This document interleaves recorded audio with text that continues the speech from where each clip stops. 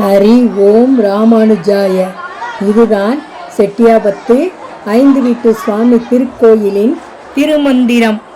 5 வீட்டு சுவாமிகளின் பக்தர்களாகிய நாம் நம்முடைய இன்பத் துன்பங்கள் எதுவாக இருந்தாலும் நம்முடைய 5 வீட்டு சுவாமிகளிடம்தான் ஒப்படைத்து விடுகிறோம்.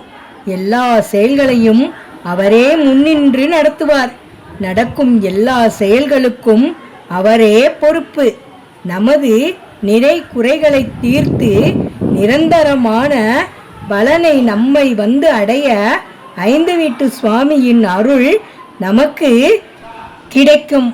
செட்டியாபத்து 5 வீட்டு சுவாமி திருக்கோயில் ஜாதி சமய வேறுபாடின்றி வணங்கப்படும் அதிசய கோயில். நம் முன்னோர்களால் மேற்கொள்ளப்பட்ட வழியாக வழிபட்டு வந்த வழிமுறைகளை மாற்றம் செய்யாமல் நித்தம் செய்யப்படும் பூஜைகளால் 5 வீட்டு சுவாமியின் சக்தியை நிலைநிறுத்துவதில் நாம் கவனத்தில் கொள்ள வேண்டும். மாவட்டம் செட்டியாபத்து 5 வீட்டு சுவாமி திருக்கோயில் உருவான காலத்திலிருந்து தொன்று தொட்டு வணங்கி வரும் பாரம்பரியம் மாறாத திருக்கோயில். இதுதான் நமது குலதெய்வத்திற்கும் பெருமை.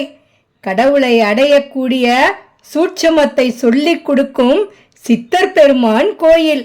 இது புரட்சிகரமான வழிமுறைகளை சொல்லித்தரும் அற்புத கோயில். பெண்களுக்கே சம உரிமை என்று பேசிய காலகட்டத்தில் பல 100 ஆண்டுகளுக்கு முன்பே இத்திருக்கோயிலின் பழக்க வழக்கங்கள் பெண்களுக்கே முதல் மரியாதை கொடுக்கின்றது.